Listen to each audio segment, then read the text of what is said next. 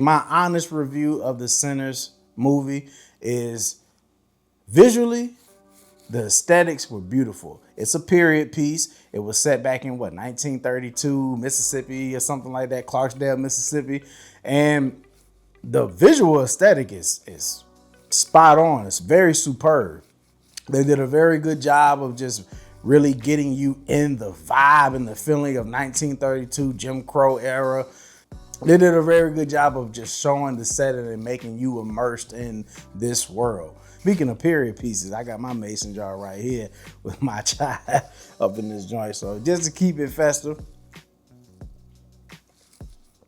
But anyway, I've seen movies where the cast kind of caused the film to fall flat, where this is the complete opposite. The cast was very on point. I thought that the on-screen chemistry was on point, and you could just tell that whoever set the tone on set, they did an excellent job because everybody had real good rapport and every actor bodied their role. Michael B. Jordan, playing twin brothers, so he's obviously playing two different sides. Delroy Lindo was basically a showstopper. Like every scene that he was in, it was like he was definitely you basically see the veteran come out and him just taking the reins of that scene and really making it what it was, and then everybody else just playing their role, just made it stick. So the acting was the glue of this film for sure.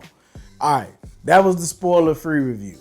Now, if you haven't seen the film yet, I strongly advise you to pause this video, go see the film, and then come back, because I don't want you or anybody else in the comments talking about some, yo, you ruined the movie for you spoiled it for me. Nigga, I told you.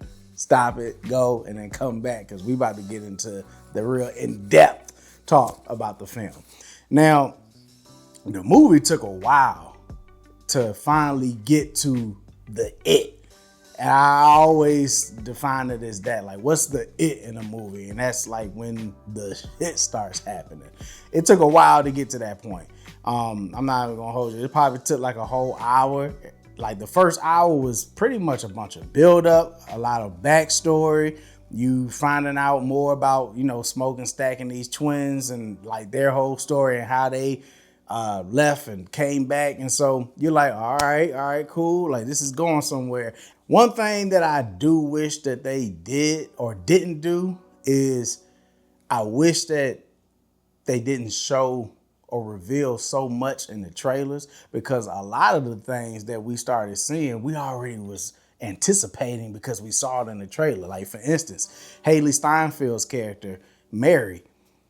The moment I saw her, I already knew what time it was with her, because we saw her in the trailer with the blood dripping down her face, and her eyes changing colors, they gold and red, and I saw that in the trailer. So the moment I saw her talking to Stack in that town or at that train station, you already know, man, better watch out for that. Shit, her ass gonna turn on you soon, because we already seen it. So by the time she comes to the party and they're dancing, there's nothing in my mind that makes me think she's cool. I'm just over here waiting the whole time like, let's see, come on, bring it on, because I know you about to switch and change in a second.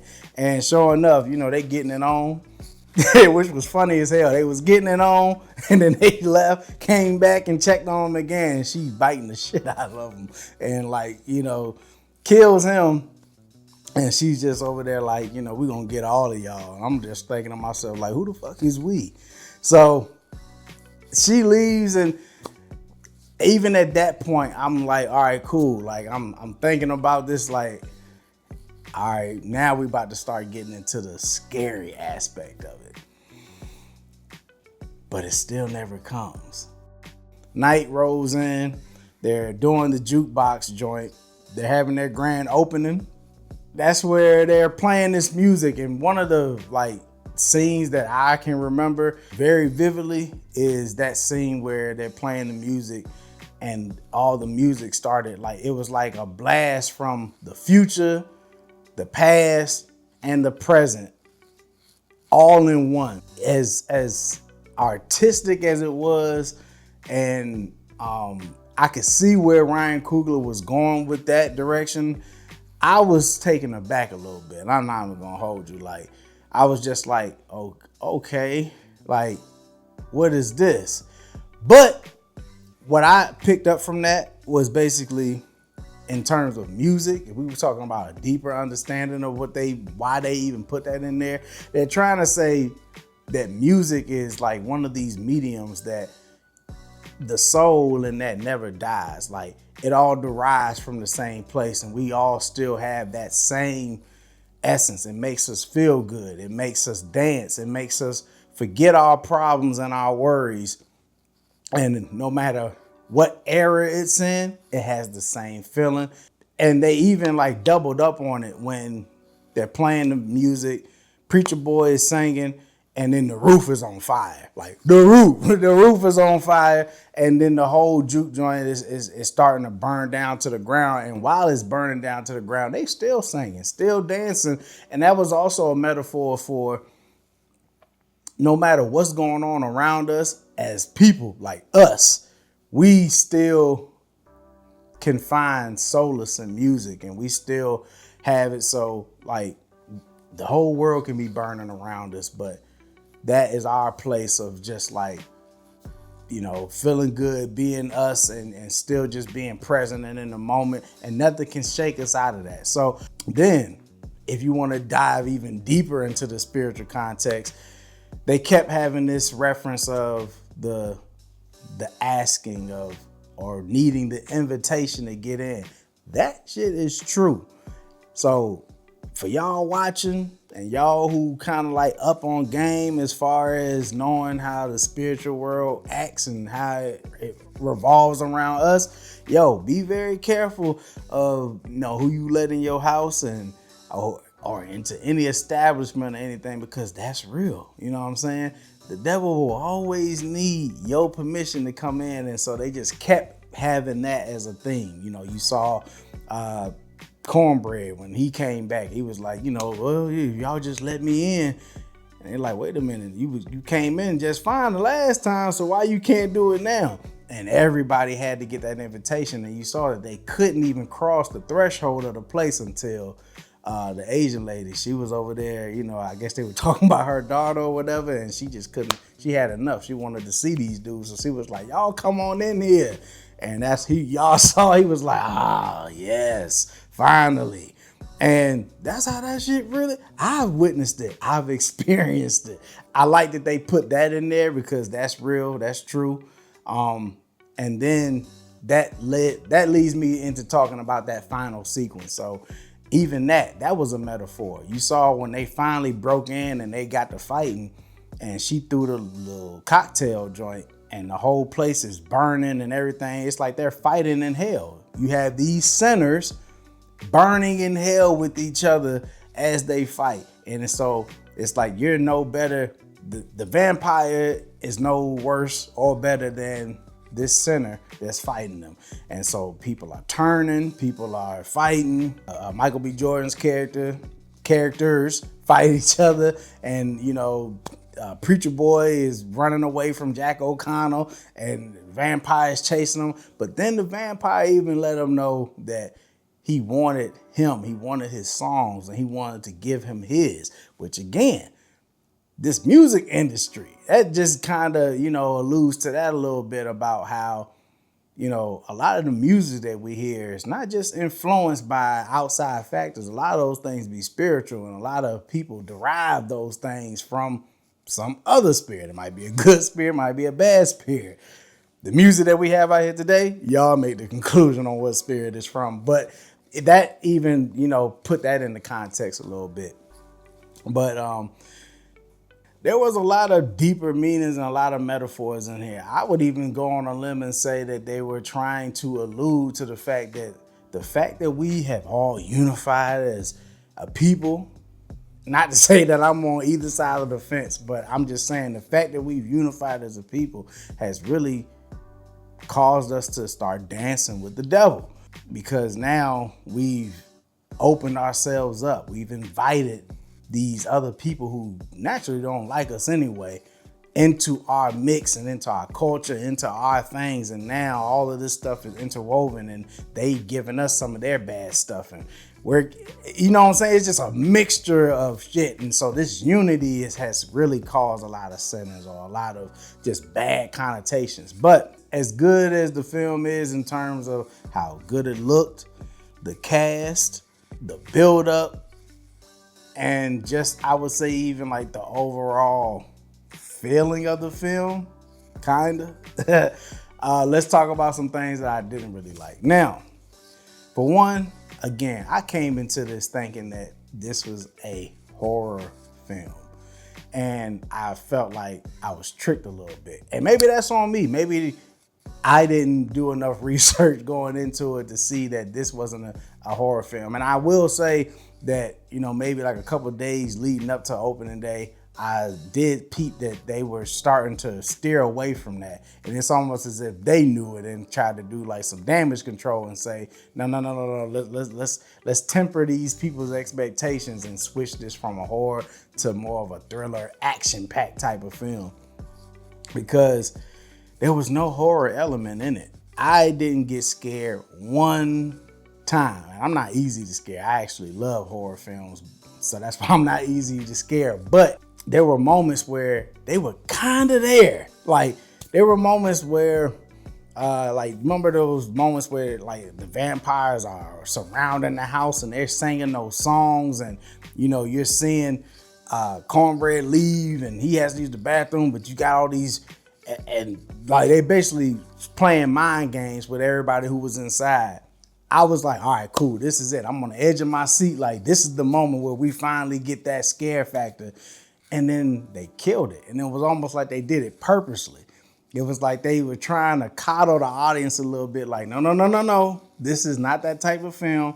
You know, you don't have to be scared. We got you. And so you thinking that you about to get scared or you thinking you about to see something real frightening, and then the head vampire break out in a damn river dance talking about 1, 2, 3, 4, 5 and singing this damn song. And they having like a musical scene right now where they're all dancing and singing, and it's just like, whoa, what is this? What am I watching?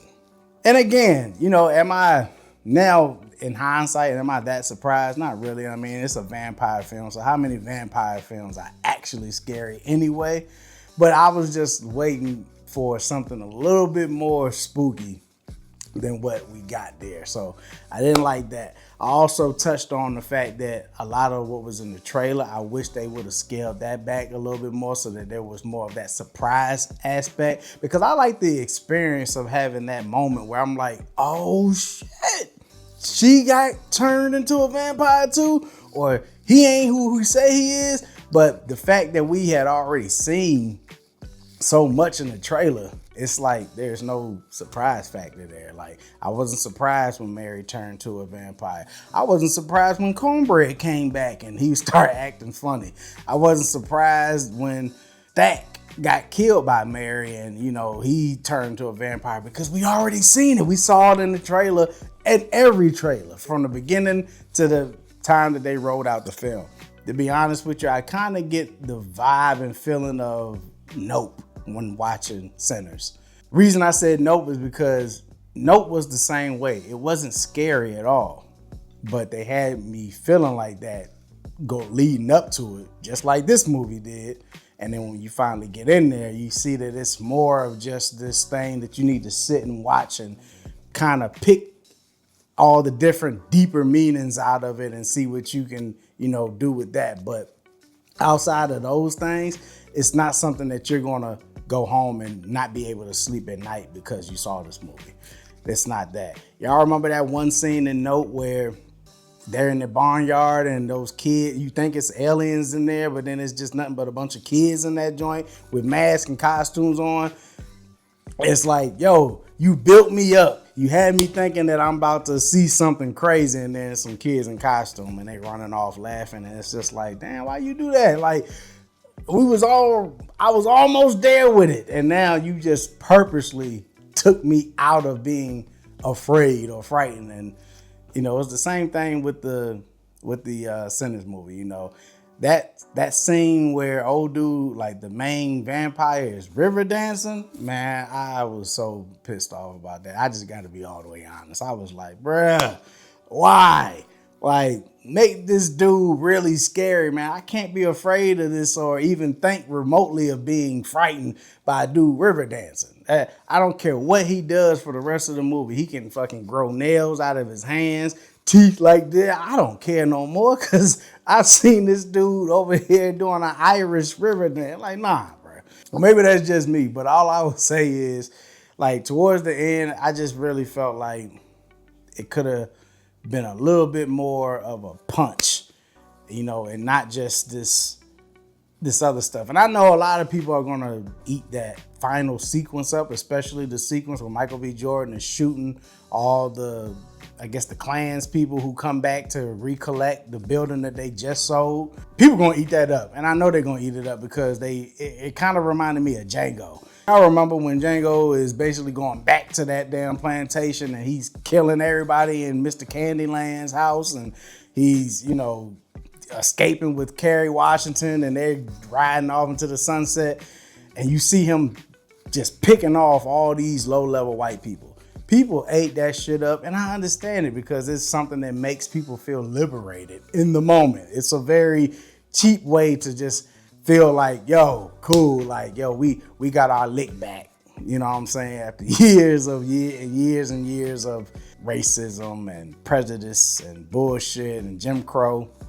So I get it, but it's sort of cheap to me. So, and that's what that moment reminded me of a little bit. He come through, he's blasting, he's shooting, and they all get picked off.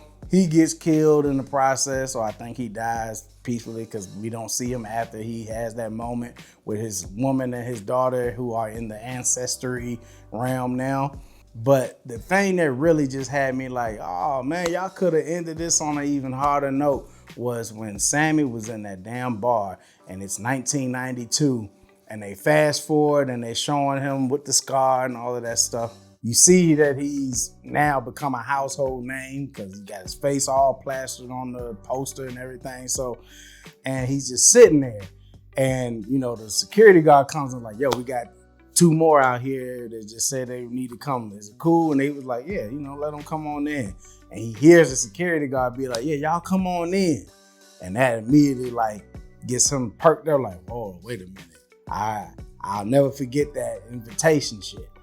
And lo and behold, he checks the door and he sees Michael B. Jordan's character, the one who died, Stack, and Mary come through. But they are now obviously dressed in 1992 garb. He got the Gumby cut going on and he got the Coogee sweater with the chains, and she's over there looking like fucking Tina Marie or somebody. And, they just looking real 90s. And so you immediately get that feeling like, oh shit, like these vampires never die. The devil never died.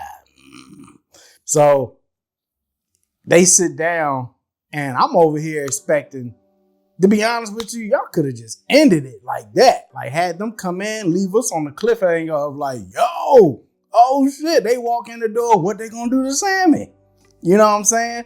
And just leave us there. But they sit down with them and Michael B. Jordan's character is telling him like, oh yeah, you know what I'm saying? My brother told me to spare your life and look like you ain't got long though. Smell like you ain't got long. And I'm just like, bruh, y'all really over here just having a conversation and just sitting down talking about, you like the old music better and this and that and the third. And then you just hug them and they dip. And you just watch them dip. And then they just go back showing flashbacks with Sammy playing the guitar. You see that he never stopped playing that guitar despite his father's wishes. And then that's it. And if you stayed post-credits, you saw that there was a post-credit scene at the end where Sammy is just, it goes back to young Sammy as a boy. And he's just, this little light of mine, I'm gonna let it shine, let it shine, let it shine, let it shine. And then that's it. Warner Brothers, the movie's over and you just kind of left like, all right. I'm hearing people all on Twitter and everything give it a 10 out of 10, and it's the greatest movie that they've seen in years, and it's the best movie hands down in 2025. And I'm just like, it was good. I'm the type of person, if I see a movie like that, I want to be able to sit back and watch it again, and also even feel excited to watch it again. I'll probably look at it again just with like the rest of my family, just because I was the only one to go to the theater. So I'll watch it again when I'm watching it with them. But it's not like I'm dying to see this movie again. It was cool, but it just, I don't know. It was something about it that just left this kind of void in me. And I just got to give it to y'all real and give it to y'all straight. I don't cookie cut anything. I tell it like it is. You really don't need to watch it multiple times because there's not that many clues that they left hanging there. It's like, you know what I'm saying? Like some movies, you can go back and be like, nah, like, there's an Easter egg here, Easter egg there. Not really with this one, at least not to my knowledge. But now, are there a lot of deeper meanings in this film? Absolutely. It's, again, because there's a lot of correlations to life. I did like that. Like, I like the fact that they had a lot of parallels to real life. Like I told y'all, with the whole invitation thing and the whole spiritual thing, and, you know, just like that feeling and the vibe with the music and who the white devil is or the devil, and then, you know, all of that different stuff. Like, that stuff was cool. I'm pretty sure you're going to have a lot of people going to see this film. And rightfully so. Ryan Coogler, he's basically, you know, stamped as a good bona fide director. And so you should go see it and support that. Now, are y'all going to be coming out the theater saying a lot of what's being said on social media and everything right now? I don't know. Because I feel like a lot of that is really just like people having that I seen it first syndrome, and they want to hype it up a little bit. Y'all remember when we was kids, if you did something first, you like, yo, that joint go crazy. They got this in there and that in there, and then you finally get in and be like, bro, it ain't all of that. It's cool, but it ain't what you was putting on. It's just like, yo, that feeling of I saw it first, so I'm really gonna hype this up and make you feel like, bro, you missing out type thing. But that's my review. That's my take on it. I'm Vincent Bo, so you already know that I'm going to always keep it real and give y'all my real authentic opinion that's not swayed by the media or anything like that. I'm never going to steer y'all wrong. I'm going to tell you like it is. And again, it is my opinion. You got your opinion, and that's why I want you all to leave that in the comments below. Let me know how y'all like the film, things that y'all picked up on that I didn't even cover in this video. And let's have a real conversation. Talk to me. I definitely talk back because that's my whole thing. I love just breaking down even more things like that. So let me know what y'all thoughts in the comments. If y'all enjoyed this in-depth review, then make sure that y'all like this video. Also, go check out my scorecard review, which is going to be a short. You don't want to miss that. And subscribe to the channel if you haven't already, and hit that bell notification so you never miss a video. But with that, it's a wrap. I'm done, and we cutting.